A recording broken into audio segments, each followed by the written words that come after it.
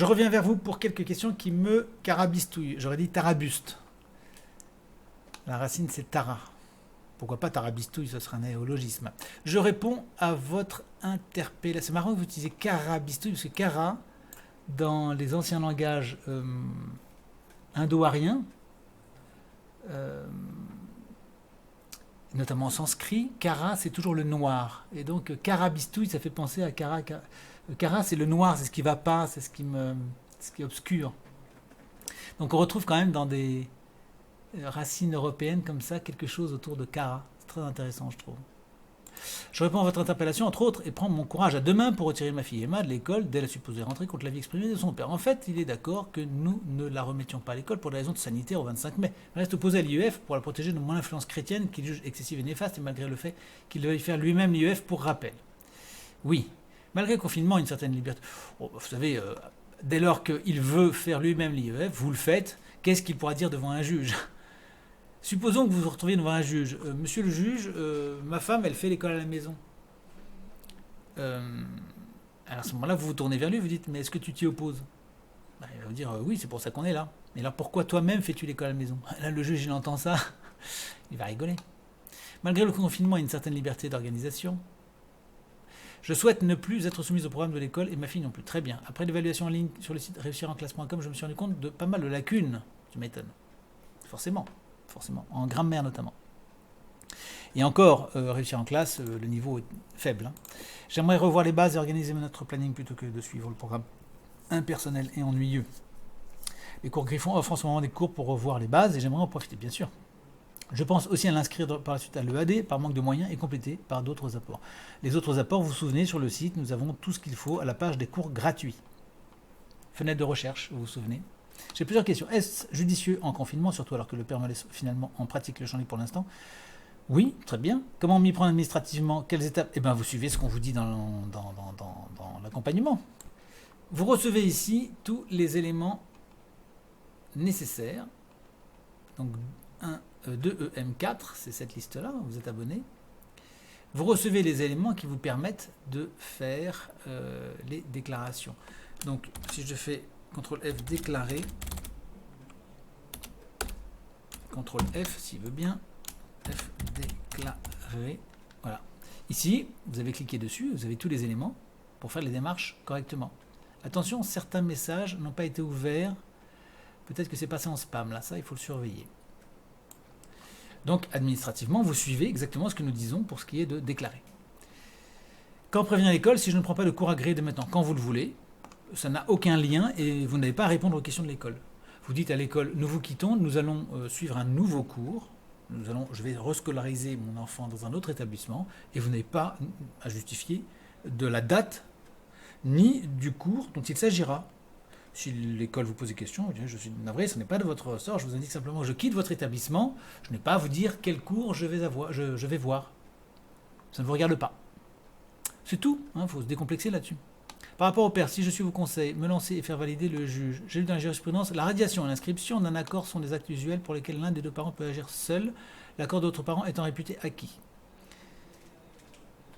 Oui, mais... ça, c'est drôle, ça. Si vous voulez, ça, c'est pas de la jurisprudence, c'est de l'évidence. Acte usuel. Si on vous dit acte usuel, c'est tout ce qui n'est pas dans la loi est autorisé. Donc, effectivement, radier un enfant, ça n'existe pas d'ailleurs. La radiation, ça n'existe pas. Hein. Mais retirer un enfant... C'est ça qu'ils appellent la radiation. Retirer un enfant d'un établissement ou l'inscrire dans un établissement, ce sont des actes pour lesquels vous n'avez pas nécessairement besoin de l'accord de l'autre parent. Cependant, la circonstance que l'un des parents s'est opposé à l'inscription de son enfant dans un autre établissement et à la délivrance d'un certificat de radiation fait cesser la présomption d'accord. À condition que cela soit préalable. D'accord ? Mais de toute façon, le père ne peut pas s'opposer à la désinscription. Et comme on n'a pas besoin de la délivrance du certificat de radiation qui n'existe pas légalement, aucun problème, vous n'allez plus à l'école. Et même si l'école tient absolument à ce que votre enfant soit encore inscrit, alors là c'est encore mieux.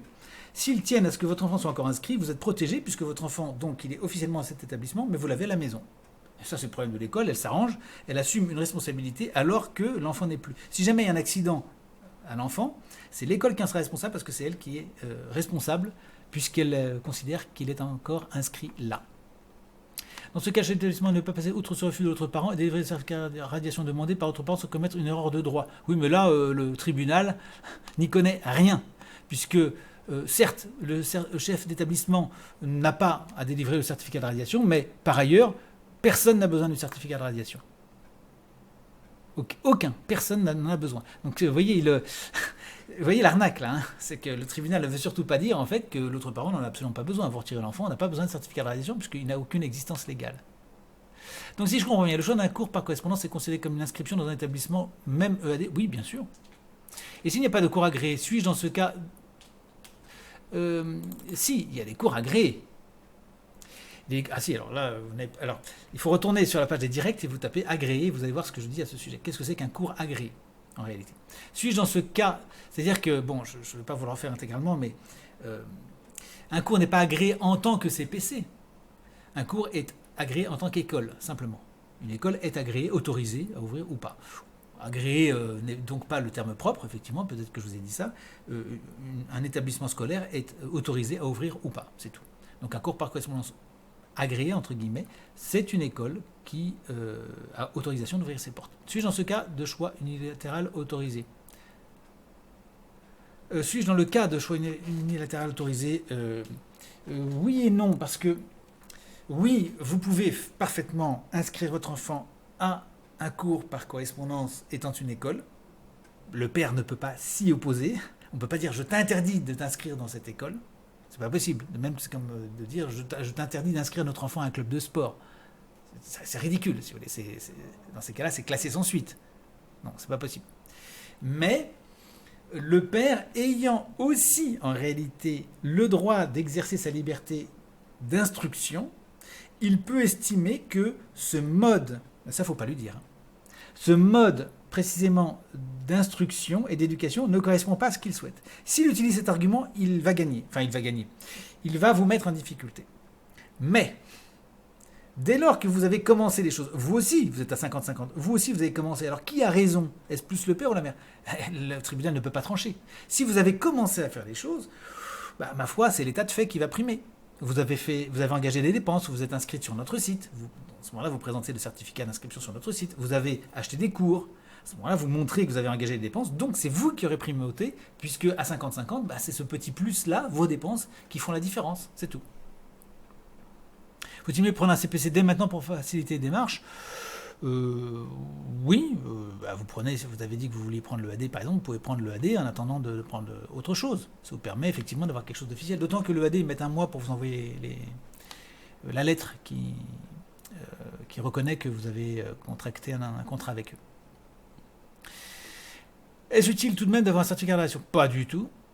Aucun intérêt. Par ailleurs, je rencontre quelques soucis de motivation de la part de ma fille à faire son travail scolaire. Ça, on le verra. Elle réagit mal à la contrainte horaire, peine à persévérer dans la difficulté. Eh bien, on va lui apprendre à travailler. Elle se braque, tourne le dos. Vous regardez bien tout ce qu'on vous envoie. Évidemment. C'est ça qu'il faut regarder pour ces difficultés. Et vous verrez que ça va s'arranger. Elle se braque, tourne le dos, rechigne. Bref, c'est galère pour tout le monde. Oui, mais vous allez reprendre aussi un petit peu la main, l'autorité. Mais comme il y a un petit peu un conflit en ce moment avec le père, on va y aller avec suffisamment d'enthousiasme et de motivation, mais ça n'empêche pas qu'elle doit quand même vous obéir. Hein. C'est pas elle qui va décider de sa propre ruine, vous êtes là pour l'en empêcher, donc vous allez apprendre aussi un peu l'autorité, donc ça vous verrez, on vous en parlera le moment venu. Vous pouvez y aller d'avance si vous voulez, en tapant le mot autorité dans la fenêtre de recherche comme d'habitude. Elle me répète régulièrement qu'on ne peut pas forcer un enfant à apprendre, mais si. Oui, c'est ça doit venir de lui. Oui, mais bon... Alors, vous allez lui expliquer, quand je te fais à manger, je t'apprends que tu manges des pâtes et que tu manges des pâtes à la bolognaise. Tu ne le savais pas avant. Mais tu vois, je te l'ai appris. Je ne t'ai pas forcé, mais tu l'as appris quand même.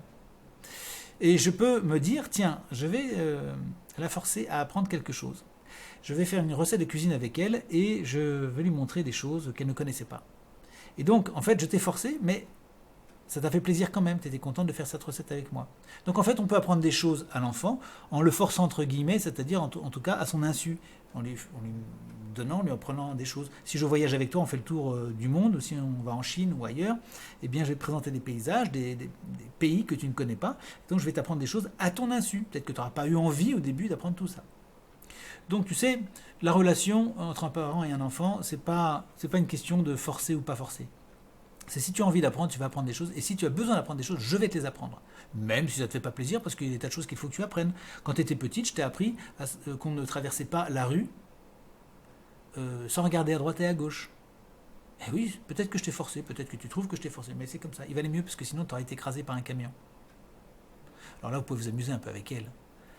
Euh, mais sur le fond, elle va comprendre.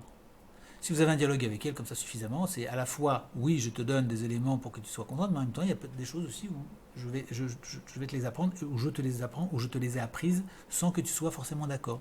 C'est pas toujours important d'être d'accord. Pas toujours. Parfois, on est obligé de faire des choses et c'est mieux comme ça.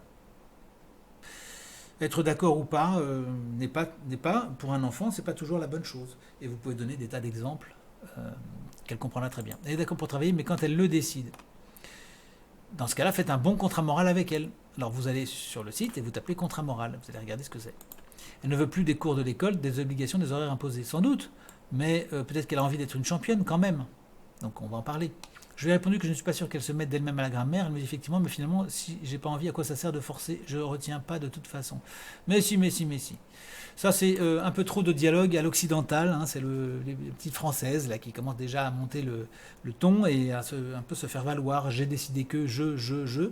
Bon, essayez de faire des phrases sans je. Demandez-lui d'essayer de faire des phrases sans je. Et tu retiendras très bien, même si tu n'as pas envie, parce que je vais te montrer des trucs qui sont quand même assez étonnants et tu les retiendras, quoi qu'il arrive. Il y a plein de choses que tu as retenues alors que tu n'aimais pas forcément ça. D'ailleurs, quand je dis le mot grammaire, tu te souviens que ça existe. Tu vois, tu n'aimes pas la grammaire, mais tu t'es quand même souvenu que ça existait. Donc tu vois que tu arrives à retenir des choses même qui ne te plaisent pas. Et puis, après, évidemment, vous mettrez du jeu, vous mettrez de l'émulation. On mettra tous les éléments qui permettent de lui rendre les choses un peu plus sympathiques. Donc oui, elle ne se mettra pas d'elle-même à des choses qui peuvent être indispensables et donc vous serez là pour ça. Bizarrement, à l'école, elle répond plutôt bien aux consignes et à l'autorité. Avec moi, elle sait qu'elle a plus de latitude, conséquence d'une éducation peu claire sur les limites et c'est difficile à rattraper. Et bien, il va falloir le faire. Effectivement, je n'obtiens rien de très efficace en me fâchant et la forçant à se mettre à son bureau, mais quand je lui laisse la possibilité de choisir son moment, elle y vient assez volontiers. Cependant, elle abdique assez facilement devant la difficulté. Eh bien, provoquez-la. Provoquez-la. Dites-lui, je sais que tu es une toute petite fille encore et que tu n'es pas capable de travailler plus de 10 minutes. Je sais bien, j'ai bien vu jusqu'ici, tu n'as jamais réussi à faire les choses vraiment très, très difficiles. Hein. Donc c'est normal, c'est parce que tu es encore une petite fille. Vous allez voir, ça va la piquer, ça, elle va s'y mettre. Elle me dit aussi que c'est plus facile à l'école, qu'il donne de suite les réponses. Bah oui, c'est tellement facile. Allez-y, provoquez un petit peu. Et puis c'est tellement mieux quand c'est facile comme ça. On a 3 ans, on a 2 ans, on a 1 an, et puis on a sa tétine tout de suite. Hein, on ne la cherche pas, on ne court pas après. Pour ma part, je préfère l'accompagner par les questions pour lui faire trouver son erreur et la comprendre. Il y a un peu trop d'explications de leçons, je vois bien que c'est la barbe, mais je ne sais pas comment faire. Bon, on va vous montrer. Je sais que j'ai beaucoup à revoir sur ma manière de m'y prendre. Je pense que je lui mets trop la pression pour obtenir quelque chose. Et en même temps, si je lâche et la laisse gérer son temps, c'est du service vraiment minimum. Son temps de concentration est assez faible. Moi, je pense au contraire que vous ne mettez pas assez la pression. Et en même temps, c'est trop tendu. Il faut qu'il y ait plus de pression, comme si vous alliez à un championnat régional. Il y a plus de pression, mais un peu moins de complications, de débats, de remise en cause. Parce que ça crée de la pression, ça crée de la confusion et c'est pas bon. Il vaut mieux avoir quelque chose d'un peu plus strict, un peu plus martial, sans trop se poser de questions et faire les choses. Donc il faut avoir une exigence et moins de discussion. C'est la discussion qui fait monter la pression. C'est clair, aujourd'hui on va faire telle chose. Aujourd'hui on fait une dictée. Allez, on prend un chrono, il faut que ce soit terminé dans 50 minutes. Alors top chrono, c'est parti. Est-ce que tu as pris un verre d'eau? T'as ce qu'il faut? Bon, c'est très bien. T'as ton crayon, ton taille-crayon, t'as ta gomme. Bon, allez, on fait une dictée. Dans 50 minutes, c'est fini. Et vous voyez, vous prenez les choses en main, vous faites les choses et ne vous posez pas trop la question de savoir s'il est d'accord ou pas d'accord. Il ne faut pas dialoguer tout le temps avec l'équipage parce que là, on n'en finit plus. Si vous dialoguez avec tout le monde, vous savez ce que vous avez la France. C'est-à-dire 60 millions de personnes qui discutent et rien n'avance et rien ne se fait. Donc au bout d'un moment, il faut arrêter. Il faut retrouver une société avec davantage de hiérarchie et de responsabilité personnelle. Un bon spécialiste, on n'a pas à le discuter. Moi, je ne vais pas discuter 2 heures avec mon plombier. Il connaît la plomberie, je ne connais pas, donc je me tais. C'est lui. La hiérarchie, c'est lui en plomberie. C'est lui le chef, c'est lui qui fait les choses. Et moi, je paye, je lui amène les outils s'il en a besoin et si je suis disponible. Dans un avion, c'est le capitaine qui pilote, qui est le patron. C'est ça la hiérarchie, c'est pas un mec pris au hasard à l'issue de débats ou de dialogues parmi l'équipage ou parmi les passagers, encore moins. D'accord. Donc, bon, là, il faut s'arrêter. C'est vous le patron, vous êtes le capitaine à bord du bateau, elle va apprendre, cette petite.